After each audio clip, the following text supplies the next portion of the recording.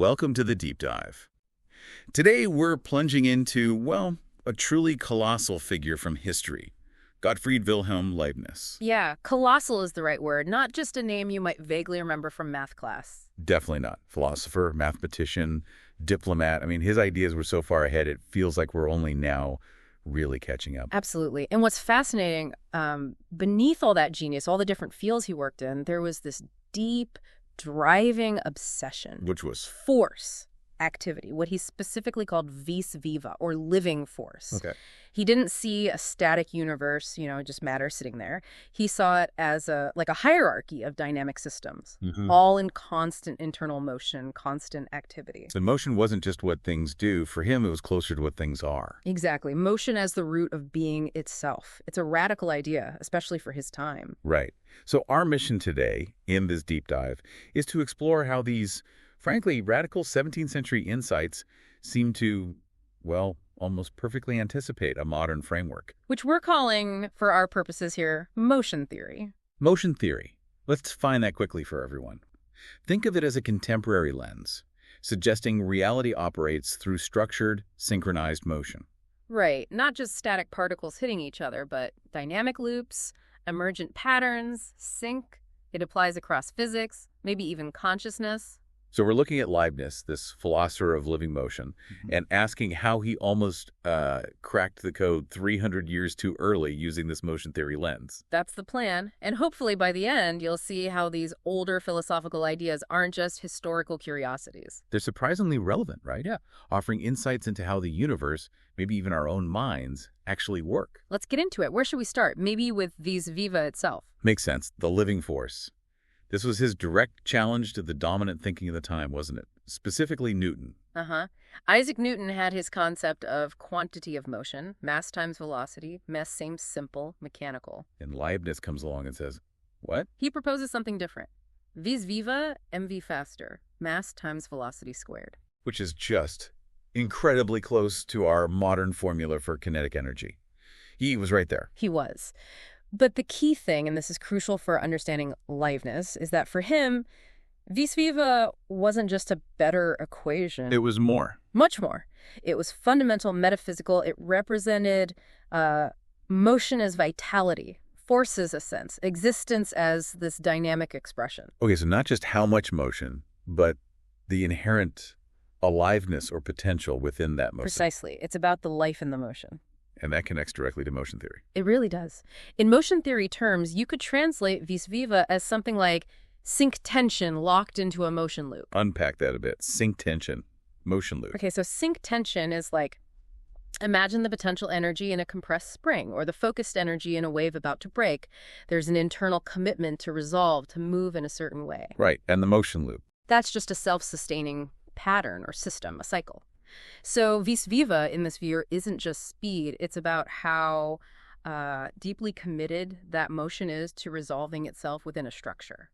So it leads to a totally different question. Newton asks, how fast is it moving? Yeah. Leibniz, or maybe motion theory through Leibniz, asks, what is this motion trying to do? Exactly. That question is fundamental. And it leads us naturally to maybe his most famous and perhaps most puzzling idea. Monads. Monads. Indivisible, non-spatial points of force. This sounds pretty out there. Why did he even need such a concept? Well, he needed a basic unit of reality that wasn't just passive matter, like Descartes had suggested. He needed something inherently active. Okay, so what are their key features? Right, so each monad has its own internal activity, its own motion. It somehow reflects the entire universe from its own perspective. Whole universe. Internally. Internally, yes. And here's the kicker. They don't physically interact. They don't bump into each other. Wait, how does anything happen then? How do they coordinate? Through what he called pre-established harmony. They synchronize. Okay, pre-established harmony. We'll definitely need to come back to that one. But this idea of isolated units coordinating, yeah, that does sound relevant. Incredibly relevant to motion theory. It's trying to solve that exact problem. How can you have a universe made of distinct units that still act as a coherent whole? So how does motion theory translate a monad? It sees a monad as essentially a closed-loop motion system. It has internal activity, Right. capable of what we'd call recursive internal resolution, like it's constantly processing its own state, a feedback loop inside itself. Okay. And crucially, it has sync resonance with other systems. It can vibrate, metaphorically speaking, in harmony with others. So they don't collide, they phase lock, like tuning forks. Exactly like tuning forks, they align their internal rhythms through some kind of universal rhythm or field. It anticipates concepts like feedback loops, phase, entrainment, emergence, all without direct contact. That's quite a leap for the 17th century. Now, what about this perception he attributed to monads? You said it wasn't like seeing or thinking. No, not consciousness as we usually mean it. For Leibniz, a monad's perception was its way of resolving its own internal state in relation to the whole universe, its internal sync awareness. So it's about how its internal rhythm reflects or aligns with the bigger picture. Precisely. It's the motion unit's way of registering its place in the cosmic order through its own activity. And motion theory sees this similarly. Yes, motion theory defines perception fundamentally as the process by which a motion loop resolves its relationship to external sync layers. It's about that internal adjustment to the external context. It's not just passive reception of data, it's an active process of alignment. Exactly. And this view has big implications. If perception is internal sync resolution, Then consciousness could be. maybe recursive perception, a loop perceiving its own process of perception. Thought. Perhaps looped internal rhythm, stable patterns of that recursive activity, a retained sync pattern, a stable rhythm that the system can access again. So in this view, the universe isn't dead matter with mind somehow plopped into it. Not at all. For Leibniz, and in motion theory, it's made of motion-aware agents at every level, each resolving its sync state, a living universe. Okay, let's tackle the weirdest idea, as you called it earlier, pre-established harmony. Right, the idea that all these monads are perfectly synchronized without actually influencing each other directly. I can see why people laughed. It sounds like magic, or just assuming the conclusion. How could that possibly work? Well, contemporary physics and systems thinking actually give us ways to understand this now. Motion theory points out that systems don't necessarily need particle-to-particle causality if they resolve to shared motion fields. Okay, unpack the shared motion fields idea. Think of those two clocks on different walls. They tick in perfect sync. Why? Not because one sends a signal to the other. Right, you mentioned this. They phase lock to something else. Exactly. Maybe Heine vibrations in the wall, maybe a shared environmental rhythm. They both listen to the same background beat, the same resonance source.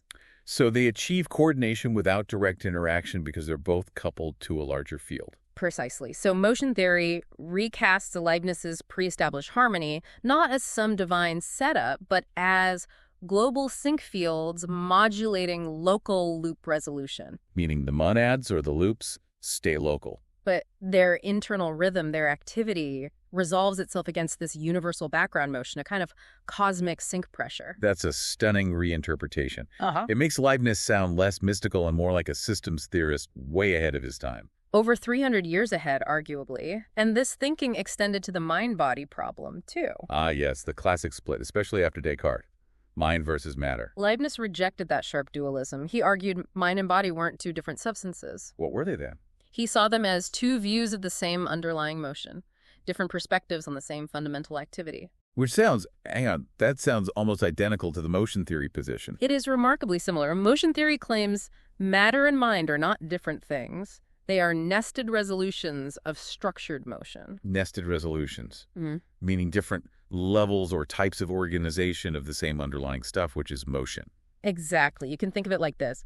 The body is the external loop rhythm.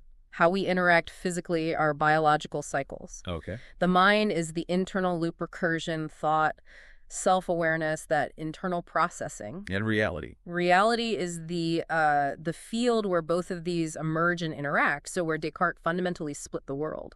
Leibniz reunited it through motion, just like motion theory tries to do. Yes, it's a unified view grounded in dynamics. This also relates to how he viewed space and time, doesn't it? He clashed with Newton there, too. He did. Newton saw space and time as absolute containers, empty stage, ticking clock, independent of what's happening in them. And Leibniz disagreed. Strongly. He defined them relationally. Space, he said, is the order of coexistence, how things are arranged relative to each other now. Okay. And time is the order of succession, how events follow one another. They don't exist on their own. They emerge from the relationships between things. between these motion systems. That's the core idea. They emerge from the relationships between monads or loops. So the motion theory translation would be? Space could be seen as the sync gradient across motion systems. How aligned or misaligned different loops are creates a sense of distance or arrangement. Like interference patterns creating structure. Sort of, yes. And time becomes the rate of motion resolution relative to nested loops, how quickly these internal and external cycles are unfolding and resolving. So time isn't a universal clock ticking away. No, and space isn't an empty box. They are the structure produced by all this synchronized motion resolving itself. Leibniz said simply, time is a kind of order. And motion theory says? Time is ordered motion, nothing more. It's the rhythm of the loops. Okay, one last major piece. Calculus. Leibniz co-invented it, obviously a massive achievement. But was it just math for him? Not just math. You have to remember his underlying philosophy. For Leibniz, calculus was more than a tool. It was the language needed to describe change itself, to describe this dynamic universe he envisioned. The language of becoming. Exactly. He gave us derivatives, instantaneous change, a snapshot of how things are shifting right now. And integrals, cumulative change, the total effect over time. Right. And motion theory looks at this and sees the first formal language of loop behavior. It's the mathematics of these dynamic resolving systems. Can we translate those calculus concepts too? We can try. A derivative in motion theory terms, maybe a snapshot of sync tension shift at one moment, that instantaneous adjustment in the loop's state. Okay, the immediate push or pull. Yeah. And an integral, that would be the total loop resolution over a motion event. The sum total of all those adjustments, the entire unfolding of the process. Wow. It puts a different spin on why he developed it. It wasn't just for solving physics problems initially. No, his motivation seems more profound. He wanted, as some say, to measure the unfolding of the one, to grasp the dynamics of the interconnected whole he perceived. Motion theory would see that as a sacred act of sync interpretation, trying to read the rhythms of reality. So let's try and wrap this up. The final verdict on Leibniz through this lens. He didn't quite say everything is motion. Not in those exact words, no. But he did say, repeatedly, everything is force, everything is activity, everything is becoming. Which is, that's incredibly close, isn't it? It's practically the same underlying idea. He wasn't just speculating wildly. He was intuitively, mathematically, philosophically mapping the logic of sync systems. Okay, so let's quickly recap those key connections we've drawn. Right. Vis viva becomes loop tension. The drive within the system. Monad. A recursive loop agent. A self-processing unit. Pre-established harmony. Reframed as global field sync. Coordination through a shared background rhythm. Perception. Inner rhythm resolution. How a loop relates to the whole. And calculus. The math of change. The language of loop dynamics. Yeah. He genuinely believed the world was composed of these invisible active agents resolving motion in harmony. And looking through this modern motion theory framework, the conclusion is he was fundamentally right. In principle, yes. The language is different, the context is different, but the core insight about reality being fundamentally dynamic, active, and synchronized seems remarkably prescient. It applies from the quantum level up to cosmology, potentially. That's the implication. These principles of structured, synchronized motion could be universal. So, to leave our listeners with something to think about, here's a thought. Go for it. Consider this perspective. The universe isn't just stuff sitting there. It's dynamic, it's internally active, it's driven by synchronized motion. How might that change how you see, well, everything? What things around you, things you think of as separate or isolated, might actually be connected, might be phase-locked, subtly resonating with some underlying universal rhythm, just like Leibniz imagined. It's a fascinating thought. From the smallest particle to the largest galaxy, maybe even the rhythms inside your own head, are they all part of this grand synchronized dance? Something to definitely chew on.